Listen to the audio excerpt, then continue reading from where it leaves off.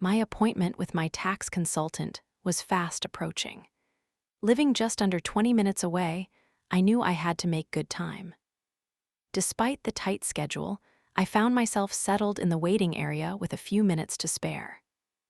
I admit, I have a bit of a lead foot, especially when behind the wheel of my classic 1982 Commodore, a true powerhouse that moves with impressive speed. Harry Jenkins had managed my finances for the better part of a decade. Before Harry, I'd always opted for more impersonal tax services.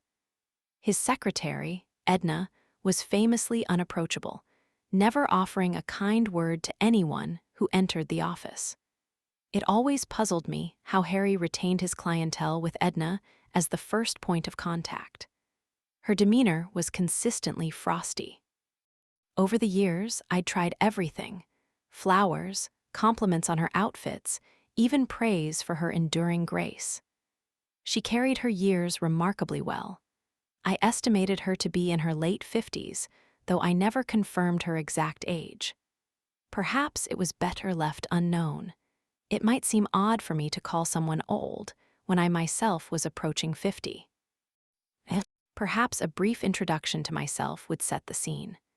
I'm Vic Jones, 45 years old, a man standing just over 6 feet tall, with a lean build, long limbs, and a shaved head. I have a few tattoos, a distinctive handlebar mustache, and a singular brow. I'm single, never married, and carry no emotional baggage. I'm a writer by profession. It's a pleasure to make your acquaintance. I hope. Edna's face had remained a mask of indifference throughout our 8 years of acquaintance, impervious to all my attempts at humor. Eventually, I ceased trying. But today, I simply offered a polite good morning before settling into one of the comfortable chairs Harry had placed in the waiting room. The room held 8 chairs, arranged around a low, central table. Upon it, a majestic 3-foot rose quartz crystal Buddha commanded attention. The moment I settled, Edna's head snapped up.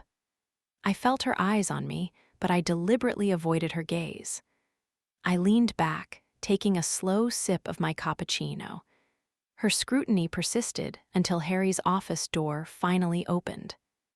I rose and approached the door, only to halt abruptly as a woman emerged from the office. She was tall, with jet black hair, smooth and straight, cascading down to her slender hips. Her eyes, a rich chocolate brown, met mine with an undeniable intensity. It was as if I was looking at a feminine reflection of myself. The resemblance was uncanny, a surreal experience, like seeing myself in a mirror, but as a woman. She was breathtakingly beautiful. Her features mirrored mine precisely, yet hers were exquisitely feminine, a perfect counterpart to my own. Her olive complexion matched mine, but her skin was utterly flawless, without a single imperfection. Our noses shared the same distinct shape and size. Her cheekbones were high and softly feminine, her jawline smooth. A slender, strong neck led to subtly defined shoulders. She possessed a graceful figure, her jeans fitting her perfectly, and her hands, with their long, slim fingers, were remarkably similar to my own. Her right hand extended towards me, an invitation to shake. I stole a quick glance at Edna, who, to my astonishment, offered a warm smile and a conspiratorial wink. A fleeting image of my mother flashed through my mind. I was utterly speechless, to say the least. My gaze returned to the woman before me. I extended my right hand to meet hers. The moment our skin connected, a surge of energy, like a burst of light, seemed to ignite within me. I blinked, my entire body resonating with an unfamiliar vibration. The warmth emanating from her touch was extraordinary. As my vision cleared, I found myself captivated by her eyes. Her lips parted, revealing a dazzling, professional smile. "Hello, I'm Jean, your new CPA. It's a pleasure to meet you," she began, her voice a smooth, flowing melody. "Harry sends his apologies. He's recovering from a recent fall, a mishap with his hip. I'm his temporary replacement, and I hope that's acceptable." Our hands clasped once, her grip firm yet gentle. Her voice, too, held a resonance similar to mine, but with a softer, more rounded quality, like a gentle stream. I was utterly captivated by the woman before me. I blinked several times, swallowing hard, my throat suddenly parched. I urged my mind to form a coherent thought. "Hello, Vic Jones, a pleasure to meet you," I managed to say. My voice sounded unfamiliar to my own ears. I glanced back at Edna. She was still smiling, causing me to frown in confusion. "Are you all right, Vic? You seem troubled," Jean asked, her voice laced with immediate concern. No, I'm fine, just. Never mind, it was nothing," I replied as gently as I could. The unfamiliarity of my own voice, coupled with Edna's unprecedented warmth, was disorienting. I almost felt faint. The fleeting image of my mother pulsed through my mind once more. I had only ever seen a single photograph of my mother, and why that image was surfacing now, I couldn't comprehend. I couldn't recall the last time a woman had exuded such an intense aura. My attention returned to the striking woman before me. I felt a profound surge of that energy. My entire body vibrated. "Please come in, we can begin," Jean invited, gesturing towards her office. As I passed her, a subtle, captivating scent reached me, and I noticed our nostrils flared in unison. The soft click of the door closing echoed behind me. I was grateful to be seated by the time she rounded her desk. My knees felt like jelly.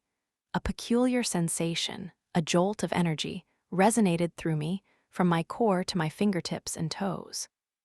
It had been an exceptionally long time since I'd experienced such a feeling in the presence of a woman. I couldn't tear my gaze from her eyes, they were truly captivating. My heart rate had subtly quickened.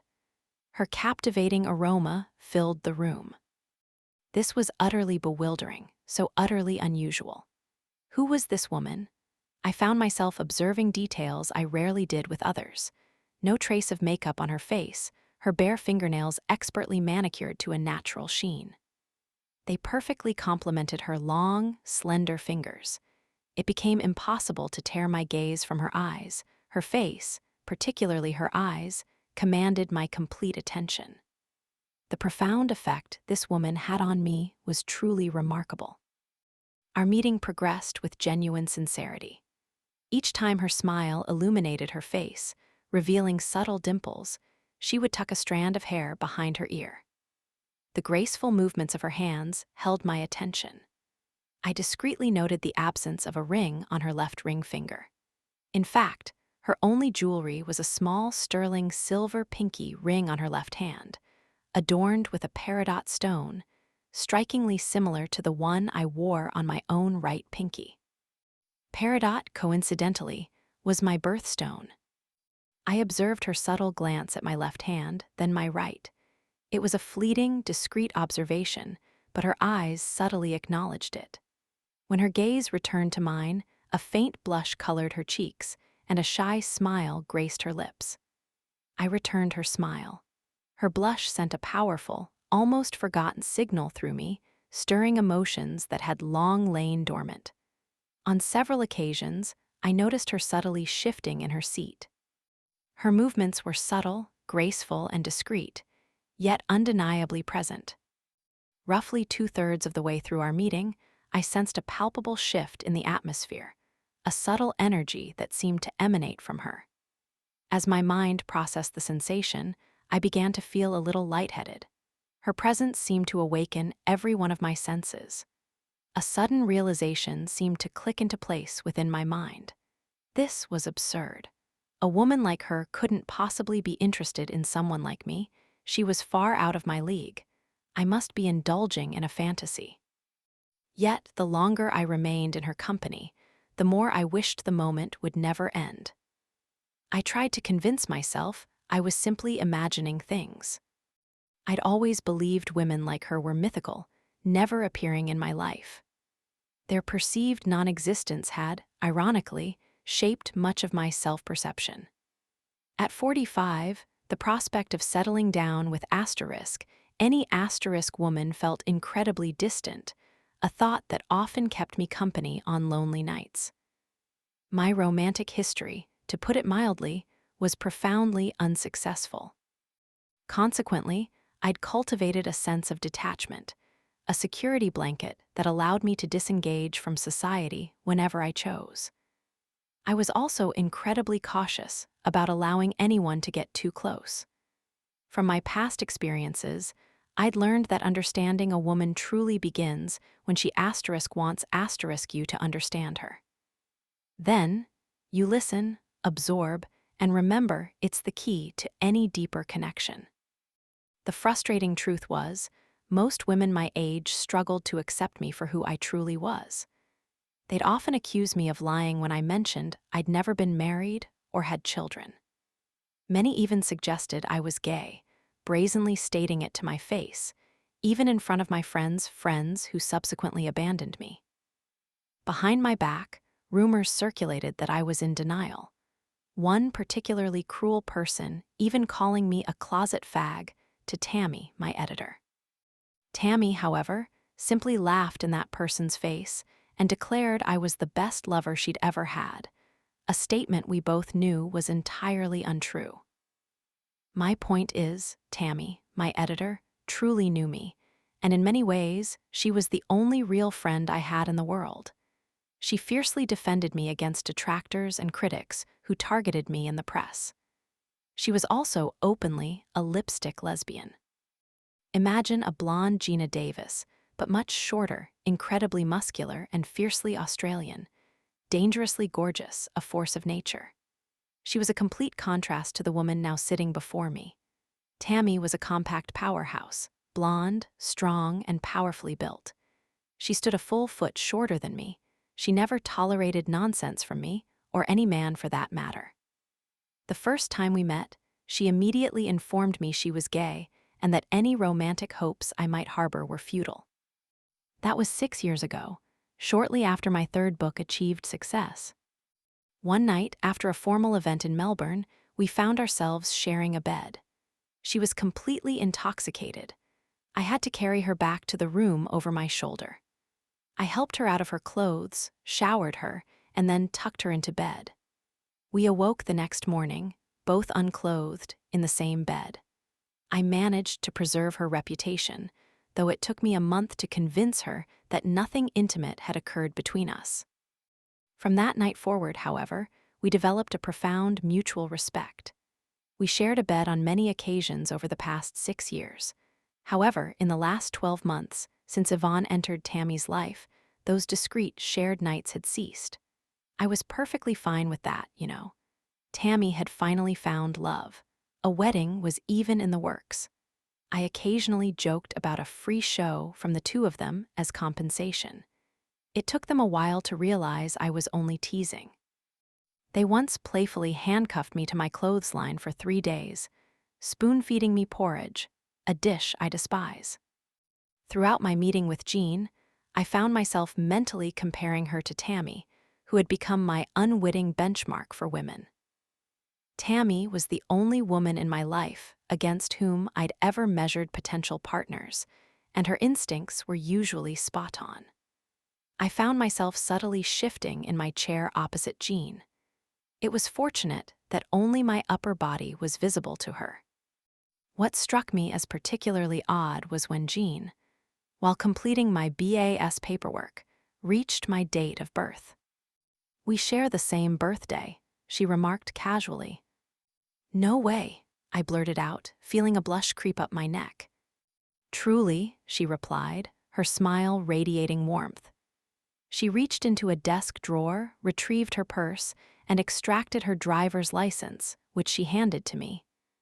I checked the date. Sure enough, it was identical to mine. I was suitably impressed. It also explained the peridot ring. "Where were you born?" she inquired casually. "Melbourne, King Edward Hospital," I replied, returning her license. The mention of the hospital's name made her freeze. Her gaze seemed to pierce through every one of my defenses. My heart began to pound. That's where I was born too, she said, her voice barely a whisper. My pulse quickened further. Which ward? I pressed.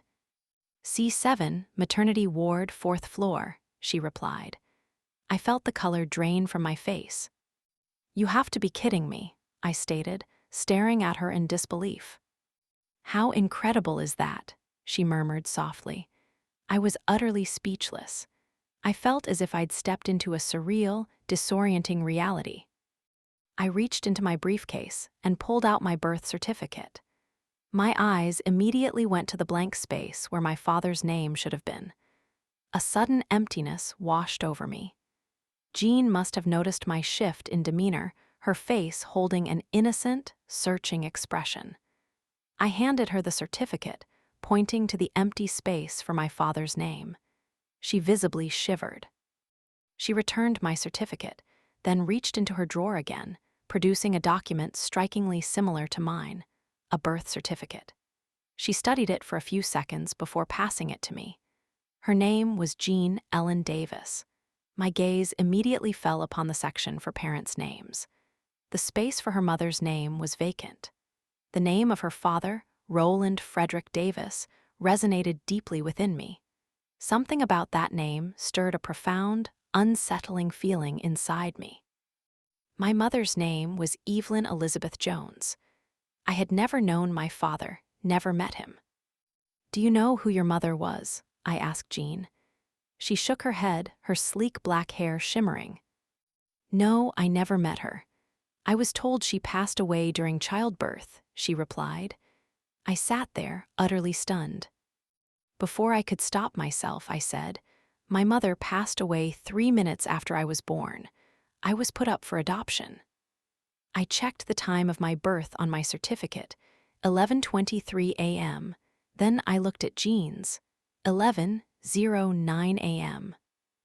My mother was pronounced dead at 11:26 a.m. My head was throbbing and my vision blurred. I leaned forward, returning Jean's birth certificate. I took a sip of my coffee, oblivious to its chill. I took a few more sips, needing the jolt of caffeine. We quietly returned our certificates to their places and finished the BAS in silence. I paid cash for the visit, and Jean briefly left the office.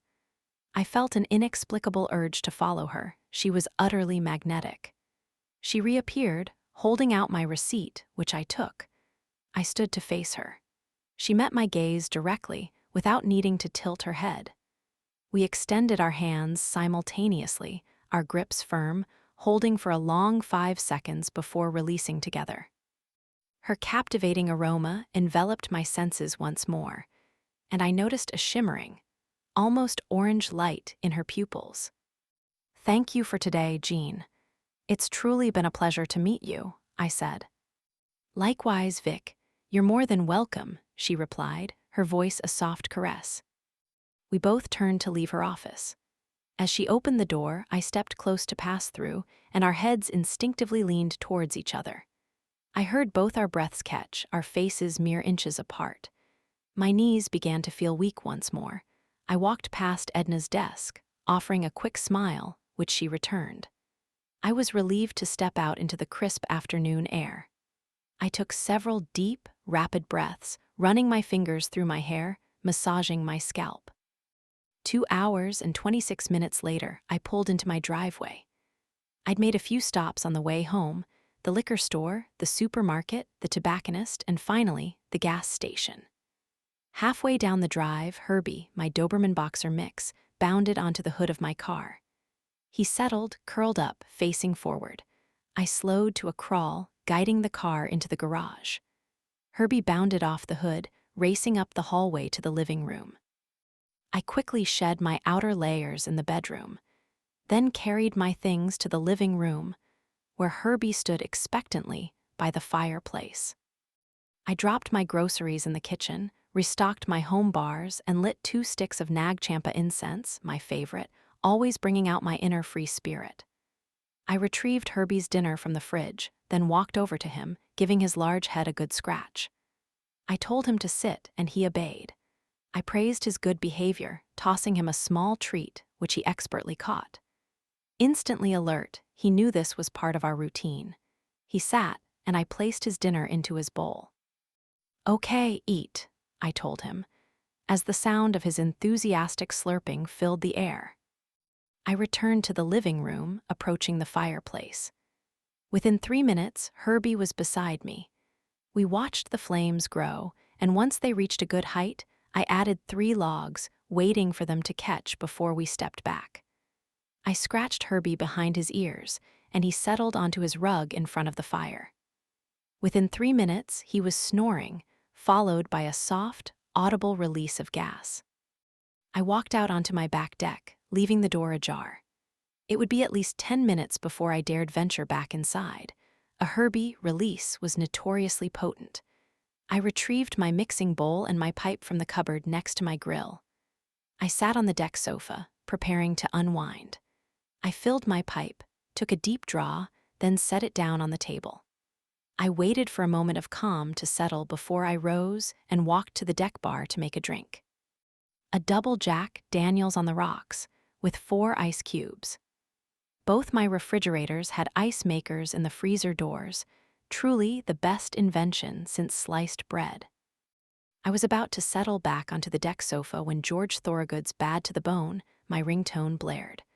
I almost spilled my drink as I grabbed my pipe and mixing bowl, walking back into the house, cautiously sniffing the air. Deeming the air Herbie safe, I closed the deck door. By the time I reached my phone, it had stopped ringing. I saw an unfamiliar number on the screen. I hit the callback button, and it began to ring. A female voice answered after the 3rd ring, Jean Davis. "What in the—" "Oh, hey, Jean, it's Vic Jones. I just missed your call," I stammered. "Hey, Vic," she began. "I was, wondering, would you like to get a drink sometime, maybe?" "Yes, absolutely." I cut her off before she could finish. Was I truly that eager, that unconsciously driven by desire? The words, "you idiot," echoed in my mind, and I groaned inwardly. "I mean, yes, that sounds wonderful. What did you have in mind?" Good grief, I sounded like a complete cad. "I know this might sound forward, but, would your place be all right?" Her voice, a soft caress, enveloped me once more. "I'll bring Thai food, you provide the drinks," she added. Alarm bells rang in my head. This was utterly insane. I was torn between a powerful desire for this remarkable woman and an overwhelming need to understand her. Back in her office, her eyes had hinted at something more, and I was curious to see where she intended to take this. I also felt an intense longing to be close to her, to experience every aspect of her captivating presence. I was uncertain about the future, as most people are, but I was particularly struggling with the unsettling possibility that this woman might be my sister. What truly mattered was that I found her utterly captivating long before I saw her birth certificate. It seemed impossible that she knew my favorite food. Yes, that sounds absolutely fabulous. What do you prefer to drink with Thai?" I inquired. "Oh, pretty much anything refreshing, really. I usually favor a double JD on the rocks with 4 ice cubes," she told me casually. I dropped my phone. Unbelievable. "Blast!" I exclaimed, a little too loudly. The phone hit the rug, then bounced under the couch. I heaved the couch until I spotted the phone, dove for it, and pressed it to my ear. "Sorry, I nearly tripped over Herbie, my dog. He's quite a character, lays anywhere, the scamp," I laughed quietly. "Lame, you idiot," I thought. I glanced at my dog, who was deep in canine dreamland, curled up in front of the fire, an occasional soft snort escaping his jowls 15 feet away. Yes, I think I can manage that, no problem," I replied. "Great, I'll see you in 10 seconds. I'm at your front door," she said. The call ended, leaving me standing there like an idiot, staring at my phone. The front doorbell startled me profoundly. Blast! I raced up the hallway, skidding to a stop on the polished wooden floor, mere inches from the front door. Herbie was 2 seconds behind me, barking enthusiastically.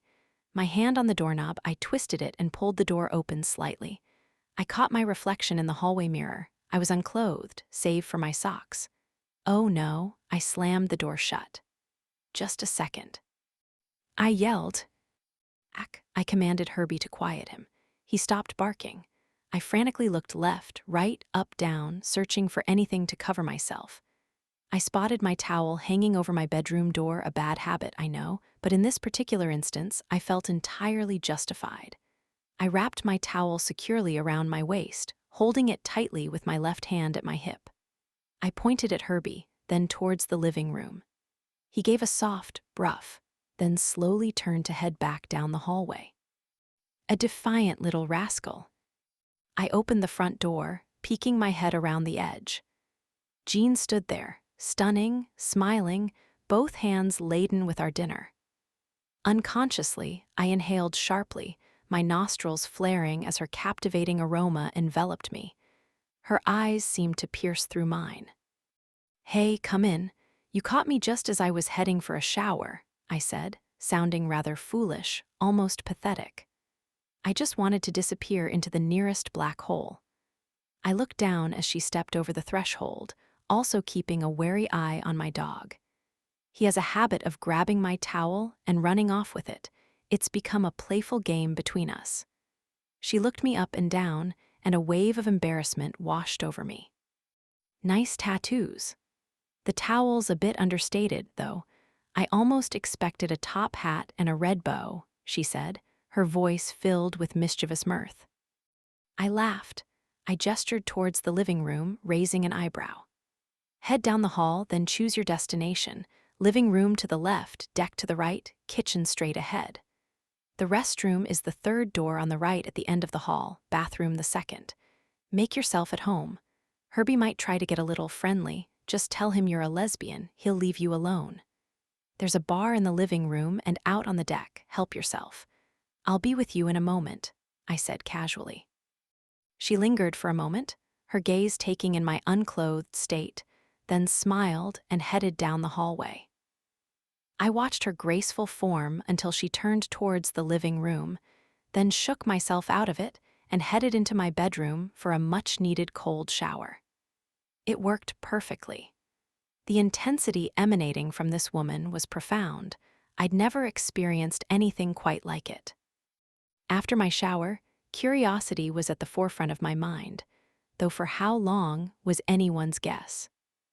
Desire, however, was close behind, a powerful, insistent presence. Aside from my editor, Jean was the first woman I'd had in my house in the last 12 months, let alone having a woman see me so casually dressed in 6 years.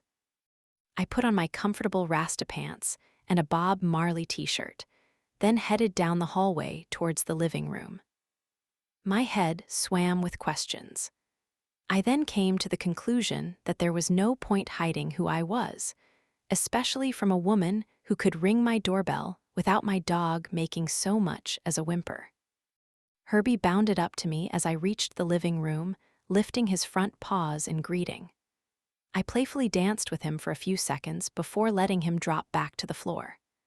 I squatted down, put him in a playful headlock, gently gripped his muzzle, gave him some affectionate roughhousing, and whispered in his ear, "Some guard dog you turned out to be. One sniff of a pretty lady and your putty in her hands. Aren't you ashamed of yourself, you hairy rascal?" He gave my face a slobbery, wet tongue bath, then trotted over to where Jean was sitting, promptly resting his snout in her lap, inches from her core. Walking around the back of the couch towards the bar, I gave him an evil eye. He merely licked his lips without moving his head. Like I said, he's quite a character. Jean sat cross-legged on the couch, my dog's head resting on her ankles, his tail swishing dangerously close to her drink on the coffee table. He settled onto the ground. She held a small pipe in her right hand, her thumb covering an opening. With the lighter in her left, she flicked the flint, and a flame sparked to life. The flame was drawn into the bowl, the contents glowing as Jean inhaled. Water bubbled, and a plume of white smoke traveled up the neck of the pipe and into her mouth, her lips sealing the opening. I felt my curiosity momentarily falter as a powerful wave of desire surged forward. Its intensity thundered in my ears. "Herbie, move," I said tersely to my dog, staring hard at him. He moved only his eyes as if asking, "Seriously, you want me to move from this comfortable spot?" I directed my gaze to his rug in front of the fire for a solid 3 count, then back to him for another 3. Finally, leaning forward, I directed my attention to Jean over her right shoulder. I briefly glimpsed down the front of her shirt, where her neckline revealed a hint of her form. Another jolt of energy shot through my core. Herbie lifted his head off Jean's ankles. I pushed my chin into my chest. I was in an elevated position, asserting my alpha dominance over him. He rose, his tail stopped wagging and dropped below his spine, almost touching the floor.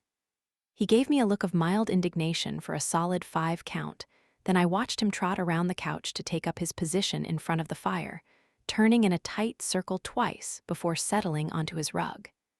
He snorted, his jowls flopping with the air pressure. I headed over to the bar to make myself a drink. I watched Jean exhale the spent smoke, then prepare the pipe again and place it back on the coffee table. She looked at me and smiled. I then noticed that all the food containers were open, spoons ready, with 2 bowls, 2 forks, and the usual sauces from my pantry, all neatly arranged for us. I walked over to the coffee table, picked up a remote control, and hit the power button. Sybient / down-tempo trance music filled the house. I placed the remote back on the table in front of Jean. Then, I reached for the incense box, extracted 2 sticks of nag champa, lit them, and placed them in the wooden holder. I walked back around the coffee table to sit down next to Jean on the couch. Our thighs were an inch apart, and I felt her presence resonate deeply within my own.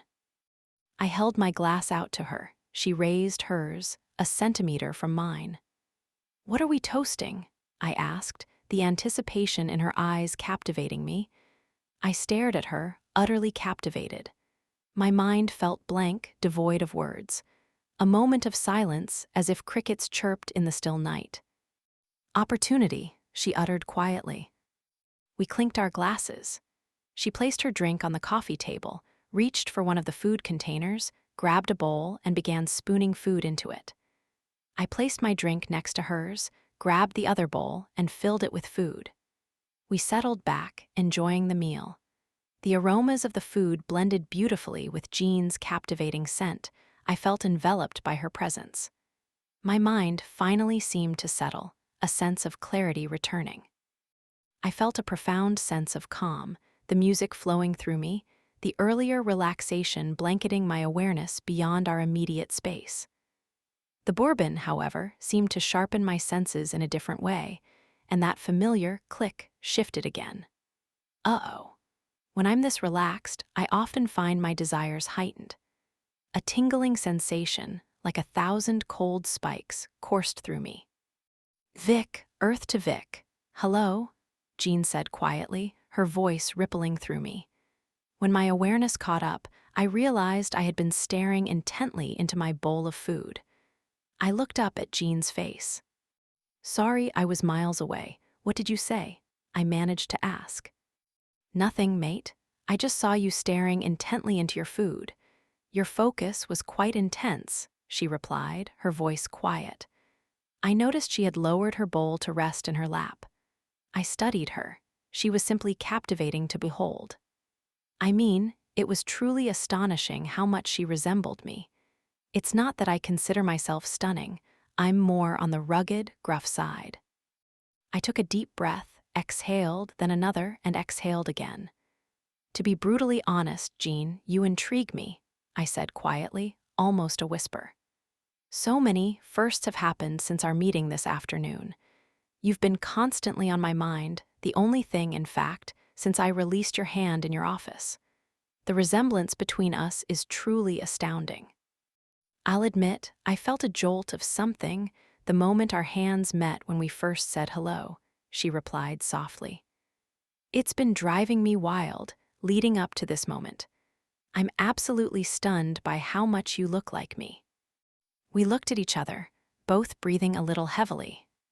"It's been a strange 3 hours," I asked her gently. "It's strange sitting here with you now. I mean, why are you here?" "I canceled my afternoon appointments after you left my office," she confessed, her voice deep, growly, yet smooth. I collapsed in my chair, shaking, my head throbbing, a tingling sensation spreading through me. My knees felt like jelly, my fingers and toes alive with sensation. I was a complete mess. No man has ever had that kind of effect on me. You simply mesmerized me. I simply had to see you again. I feel an overwhelming urge to be close to you, to share a passionate connection. It's insane. I mean, who asterisk are you? I sat there, stunned. I opened my mouth, my lips parting. I blinked, swallowed, and took a deep breath. I counted to 30, I count a lot. I exhaled, wishing I knew what words were about to escape me. From the moment you looked at me, I was captivated. I've spent my life searching for eyes like yours in every woman I've met. That instant spark of love, I believe, is the purest form of energy. I look for that spark in every woman, knowing that only my ideal match will truly capture my heart. I was told such love was impossible, that it didn't exist. But I'm sitting here telling you, it does exist. I'll never be able to say this to any other woman. Before you even spoke, I felt a desire to spend the rest of my life with you. This feeling, this transcendence, only happens once in a lifetime, a profound connection that touches everyone eventually. Those who miss it the first time get another chance, but those who recognize it immediately often find themselves in a moment much like this, right now. I exhaled for another 12 seconds, then breathed in deeply, holding it. I reached 48 when she spoke, exhaling slowly through my nose. "You believe that?" she asked me quietly. The raw emotion in her eyes and voice conveyed genuine sincerity. I took a solid 5 count before answering her. "What else is there to believe?" I responded. "I mean, look at me, Jean. I'm approaching middle age. I'm entertaining a woman in my home for the first time in years. I enjoy my quiet moments of relaxation, and I write books for a living. All I've ever wanted is to be a husband and a father. As I sit here now, I'm neither of those." "Why?" My voice was calm. "Because you're only meeting me now," she replied with a gentle shrug of her shoulders. That was certainly one way to silence me.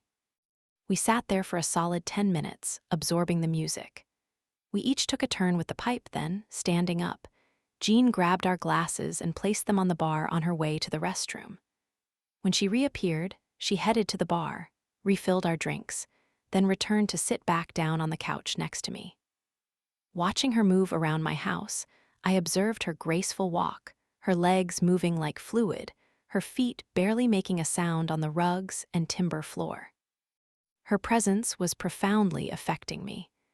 It was evident she wasn't wearing a bra, which naturally led my thoughts to wonder about other details of her attire. The fabric of her Rasta singlet top clung gently, hinting at the curves beneath. "It was so good to get home and get comfortable," she said, scooting to sit closer than before.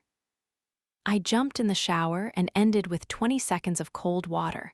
I highly recommend it. "You literally caught me off guard.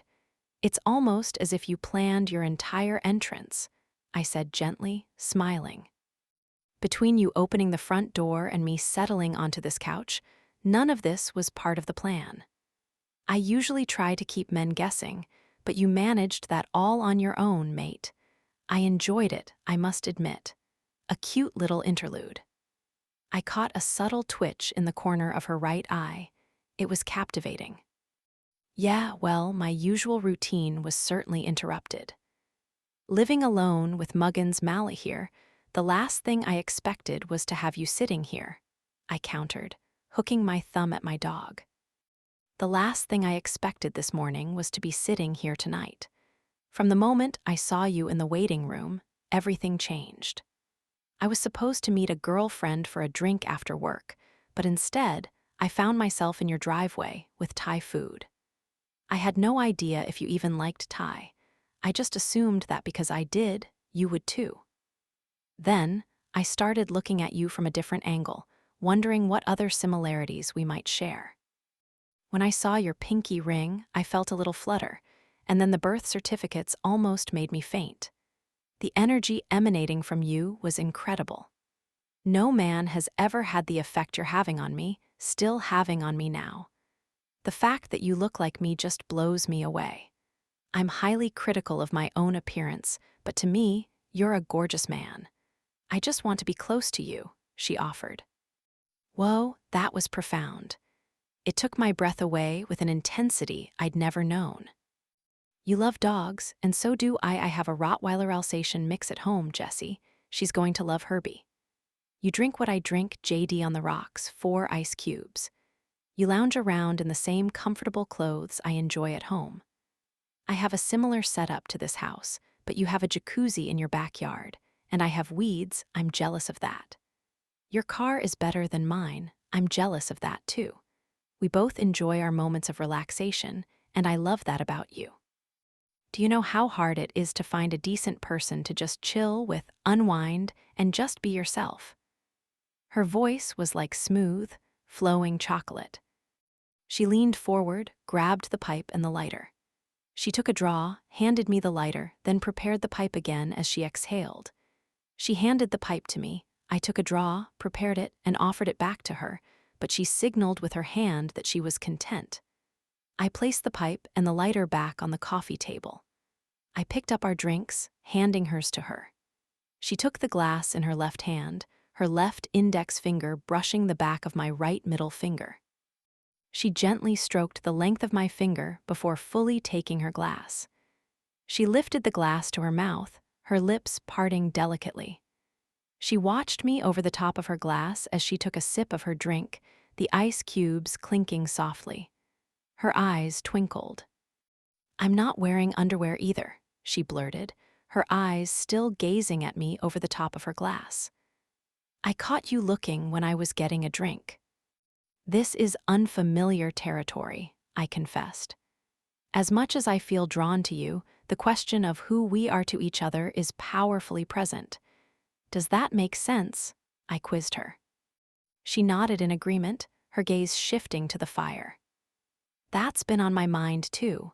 There is the question, but to be brutally honest, I'm not sure if I want to know the answer. I mean, I was drawn to you long before we looked at the birth certificates," she offered. "Yes, I guess I feel the same. I was captivated by you the moment I walked into your office. Your presence enveloped me," I replied. We both took a sip of our drinks, gazing at each other over the rims of our glasses. This was insane. The air was thick with unspoken feelings, yet neither of us dared to move. "I guess," I began. "We could," she said at the exact same time. "You first," she smiled at me, and a jolt of energy coursed through me, awakening a long-dormant desire. "Ladies first," I insisted. She took another sip of her drink, her eyes gazing at me across the top of her glass. I watched the subtle movements of her neck as she swallowed. A familiar sensation stirred within me. It was as if a voice in my head said, "You're dreaming, old boy." She cleared her throat. "We can take things slowly," she offered. "I'm happy being here with you tonight, and I'm comfortable with how I feel about you. It seems you're okay with me being here. Your dog certainly likes me, and my body is tingling, sitting this close to you. I definitely want to be here." I'm in a similar state of mind. As much as I desire to be close to you, I'm in no hurry. I never expected to be sitting here with you tonight, and now that I am, it's daunting, to say the least. The last thing I want you to feel is that I'm only interested in physical intimacy. As much as the unspoken connection between us is palpable, I'm truly enjoying having you here, and I'm finding it hard to tear my eyes away from you. You are a stunning lady. I paused, looking straight into her eyes, seeing depths of smooth, flowing chocolate. I feel like I can say anything to you. I'm truly relaxing having you in my space. I mean, this level of intimacy with a woman is something I've always yearned for, but I want her to see beyond just the immediate connection, I replied. That's profound, Vic. I understand, she said quietly. She leaned over to clink my glass with hers, her left arm gently pressing against my right. A jolt of sensation coursed through me. It was as if an inner voice questioned, "Are you oblivious? I'm not ready for this. Do you really want to awaken this desire?" This was utterly ridiculous. I felt like I was having an internal debate with my own desires. Then she made a subtle yet powerful move. She lifted her left knee, resting it against the top of my right thigh, half-twisting to face me.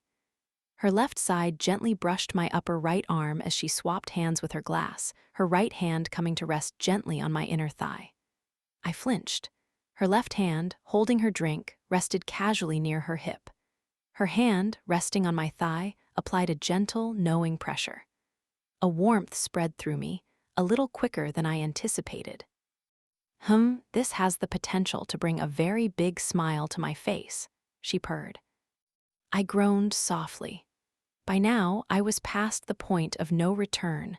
I was utterly captivated. This captivating woman now held my future in her hand. But that was the intent, wasn't it?